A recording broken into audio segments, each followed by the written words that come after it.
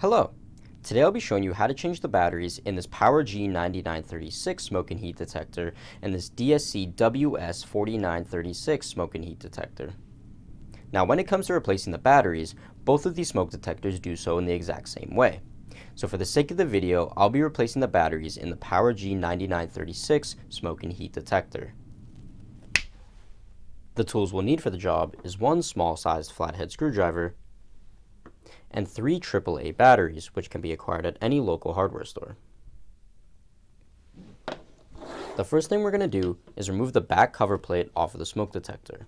The way we'll do this is we'll grab the smoke detector and turn it counterclockwise.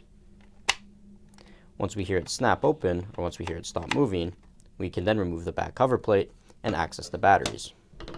From here, we're going to take our flathead screwdriver and pry the batteries out from the positive ends. So the sides that have the plus sign is the side we're going to be prying to get the batteries out, just like so.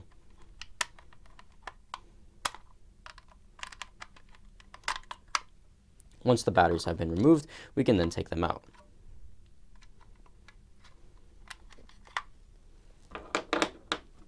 Now what we're going to do is we're going to take our new batteries and put them in with the positive side on this end and the negative side on this end for all of them, as indicated on the smoke detector right here. Now at first it might seem confusing as how to get these batteries in, but what we're going to do is we're going to press into the negative side and then press them almost like we're trying to push them into the slot. Because if we just try to push them in like this, we'll see that it's not really going to fit and it doesn't make sense. But what we're going to do is put the negative side in, we're going to press this way, and we're going to push down at the same time, and they should snap into place just nicely. So once again, it doesn't seem like it would fit, but if we press down and we push in, we can see that it snaps in nicely. Upon one inspection to make sure that all the batteries are secure, we know that our batteries have been replaced successfully. Now what we're going to do is we're going to flip it to the side and locate this little tab. There's going to be a similar tab on this back cover plate here. We're going to slide it around until it sits nice and flush, and there should be a little bit of a gap away from these tabs.